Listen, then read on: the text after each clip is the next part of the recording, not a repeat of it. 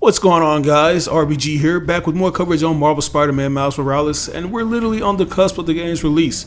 If you were lucky enough to nab the PS5 before the pre-orders were cleaned out, you'll have the pleasure of playing the game at its fullest potential next month. But if you are one of the unfortunate guys like myself, you'll have to settle for the lesser performing PS4 version, which I honestly don't have a problem with. I'm grateful that we still have the option to even give our wallet some leeway before we jump into that next generation console territory. Another thing I'm grateful for is the amount of new info we've been given by Gameinformer, which I'm going to talk about today. Now, before we jump into today's video, I want to give a huge shout out to today's sponsor, G2A. If you're looking for a way to purchase the hottest video games without burning a hole in your wallet, you should really consider checking them out. They offer key codes for different platforms such as Steam, PS Network, and Xbox for half the price of the original. So why wouldn't you want to take advantage of this deal? You absolutely lose if you overpay. So go ahead and seize the win. You can do so by clicking the link that will be provided in the description of this video. But yeah, guys, as I was saying, Insomniac hit Gameinformer with that stimulus package, and they're giving us a ton of details as we creep towards the release date. And this feels like 2018 all over again, because if you guys remember, we were getting a slew of info for the first entry courtesy of Gameinformer, and things kept picking up, so it's safe to assume that you guys will be getting a hefty amount of coverage from me. And this time around, we're actually getting little snippets of gameplay as opposed to simple behind the scenes clips. The first clip we got showed off some of the awesome web swinging and combat Miles will have, and while we didn't get any details on that, we were able to get it elsewhere courtesy of VideoGameChronicles.com and Shinobi02, who both gotten access to the game. So let's start off with Video Game Chronicles article. They say, and I quote, "Players can perform unique venom attacks by holding L1 and pressing the face buttons. These attacks are said to transform Miles into an entirely different Spider-Man who glows and sizzles on the battlefield. Players must fill up a venom meter, which like Peter Parker's focus meter, in order to use them, and they'll inflict bonus secondary damage on enemies via an effect called Venom Stun. One move, Venom Jump, propels Miles 15 feet into the air, while Venom Punch is described as a devastating charge attack. Stealth is also said to have been improved, with Miles being able to activate temporary camouflage and take down enemies from new angles." And if you guys have been following my coverage for Miles Morales, I pretty much pointed these things out in my previous breakdown of the demo that was shown off during the PS5 showcase. I mentioned that the Venom meter would be very similar to that of the focus meter for the first game, and how the bioelectric powers will function similar to the electrically insulated suit mod. The Venom Jump seems like it's going to be a more buffed up version of Peter's charge jump, which pretty much falls in line with the comics since Miles is capable of jumping even higher than Peter. And if I'm not mistaken, it'll also propel surrounding enemies in the air as seen in the demo. As for stealth, I think it's pretty self-explanatory. It'll provide us with invisibility as well as certain takedown moves. Speaking of takedowns, Twitter user Shinobi602 mentions that the takedowns can now be performed from the ceiling/walls, and you can go invisible to go back into stealth, which is dope. I feel like this is going to take the stealth elements to a whole new level. And it sounds like Insomniac is going to redeem themselves, because if you guys remember, one of the most complained about things were the stealth missions involving MJ and Miles. So it's going to be cool seeing how they go about things this time around. But moving on, we got more details regarding the game's performance. As we all know, the PS5 version of the game can be played in performance mode at 4K 60 FPS or in fidelity mode, which is 4K 30 FPS.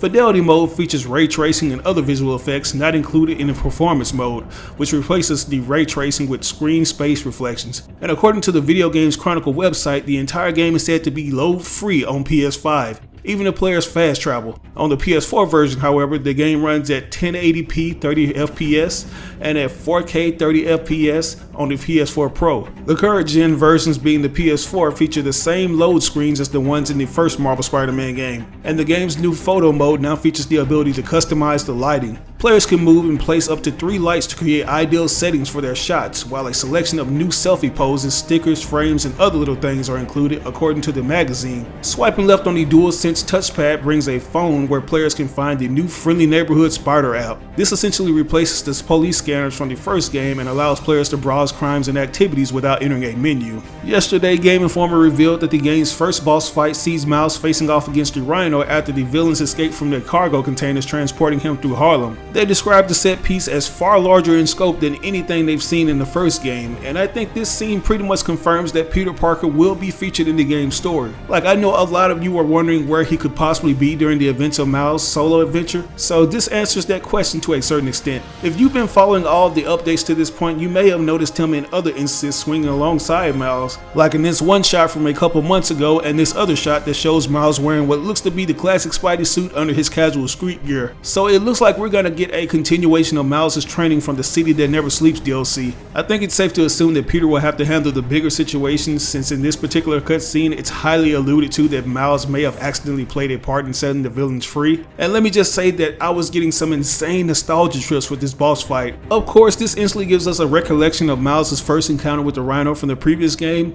but there's also the overall boss fight design that instantly makes longtime fans hark back to the older Spider games like Spider-Man PS1/N64 and Ultimate Spider-Man. When you look at the environment, it takes you back to the PS1 game where you had to make the Rhino ram into electric barriers, and Miles riding his back is very reminiscent to the Ultimate Spider-Man game where you have to jump on Rhino's back and pound away at his exposed circuitry. It's the little things that show that the creative heads over at Insomniac understand what we love about those classical Spidey games, and they want to implement them in a way that not only pays homage, but improves on them. Judging by the overall appearances of Spider-Man and Rhino, it looks like the developers are simply going to be using the models from the previous game except with some minor improvements, which I'm alright with. Like, considering the fact that this story takes place a year after the first game, it sort of makes sense. Like, they are running off the same engine except it's just been highly modified to take advantage of the PS5's hardware. According to these Bugle Now articles that have been written by Robbie Robertson, Spider-Man has spent the last year making the city the safest it's ever been. He unmasked Kingpin as the real estate mogul Wilson Fisk, exposed Mr. Negative as the philanthropist Martin Lee, and knocked out Maggie Dunn Hammerhead aka Joseph Martello. He even prevented catastrophe by thwarting last year's Ralph jailbreak orchestrated by the mad scientist Otto Octavius, carried out by the supervillains Rhino, Vulture, Electro, and Scorpion. So yeah, this basically sums up what the original Spider-Man has been up to and what he'll have to deal with in the future.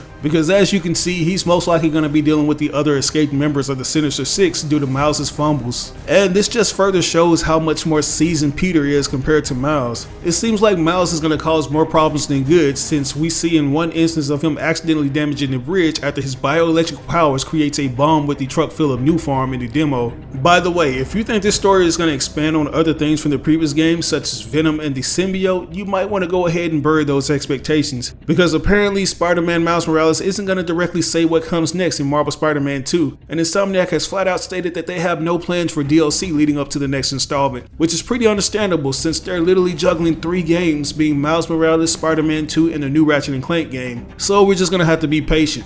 According to VGC, Insomniac creator Brian Horton also suggested that story threads from the first game might not get resolved in this chapter. He says, and I quote, "The threads from the first game still exist, but we're really focusing on Miles' chapter and how he's going to become Spider-Man." So I don't think he's ruling out the possibility of seeing the Green Goblin or Venom in Miles Morales. He's saying that we shouldn't expect much since those are going to be major components in the next installment. And I don't feel like they really need to harp on those particular characters because they're more tied to Peter Parker than Miles. If anything, I feel like Marvel Spider-Man 2 will fill in certain gaps where Peter Parker was during the events of Spider-Man Miles Morales, and we'll see where the developers go with their version of Venom. But moving on, VGC says that players can unlock a number of suits as they progress through the game, and Gameinformer encountered 6 in its demo, including the 2020 suit, which is described like something from a Deadmau5 concert. And I think the suit they're referring to is this awesome Cyberpunk outfit, and it's already managed to confuse some of the fans. I've seen comments asking if this suit could be some kind of promotion to CD Projekt Red's upcoming game Cyberpunk 2077. And there are fans who assume that this is Insomniac's original design and that Peter will receive a similar suit. But this suit just so happens to be from a comic, or should I say a variant comic book cover. And this is one of the suits I wanted in there the most because it's pretty futuristic and it fits well in that neo-noir vibe Insomniac is going for. As you can see, the variant cover depicts Miles hanging in a web of wires and wearing a very cyberpunk black suit with a digital spider logo and LED lights in his helmet. Once again, the talented artists at Insomniac have added some more details instead of just copying and pasting the suit directly from the comic book pages. And if I'm not mistaken, and correct me on this if I'm wrong, but I don't think we've ever seen the back of the jacket. So it's safe to assume that Insomniac's lead designers added this cool looking spider logo to it. I'm really eager to see what the shoes look like because the shoes on the variant cover look dope. Like, I'm looking forward to seeing how good this thing looks at night. Hopefully they add more touches like the LED lights and the mask changes to different faces or symbols, kind of like Penny Parker's robot spider from Into the Spider-Verse.